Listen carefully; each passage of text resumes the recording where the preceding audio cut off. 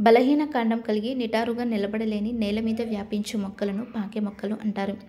దేనినైనా ఆధారంగా చేసుకుని పైకెక్కే లేదా ఎగబాగే వాటిని ఎగబాగే మొక్కలు అంటారు.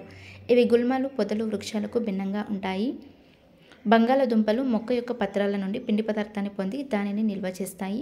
ఆకులు సూర్యకాంతిలో వాటిలో గల ఆకుపచ్చ రంగు పదార్థం సమక్షంలో తమ ఆహారాన్ని తయారు చేసుకుంటాయి. దీనికోసం అవి నీరు, గాలి నుంచి కార్బన్ డయాక్సైడ్ను కూడా ఉపయోగిస్తాయి.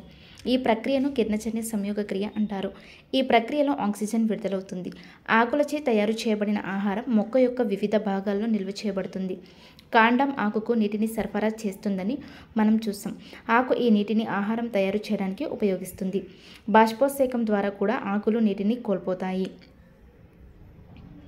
నీరు ఆవిరి రూపంలో ఆకుల నుండి బయటకు వచ్చే ప్రక్రియను బాష్పోత్సేకం అంటారు. ఈ ప్రక్రియ ద్వారా మొక్కలు చాలా నీటిని గాలిలోకి విడుదల చేస్తాయి. వేర్లలో ప్రధాన వేరును తల్లి వేరని అంటారు. చిన్న వేర్లను పార్శ్వవేర్లు అంటారు. మొక్కల వేర్లలో ప్రధాన వేరు లేదు. అన్ని వేర్లు ఒకే విధంగా కనిపిస్తాయి. వీటిని గుబురు వేర్లు అంటారు.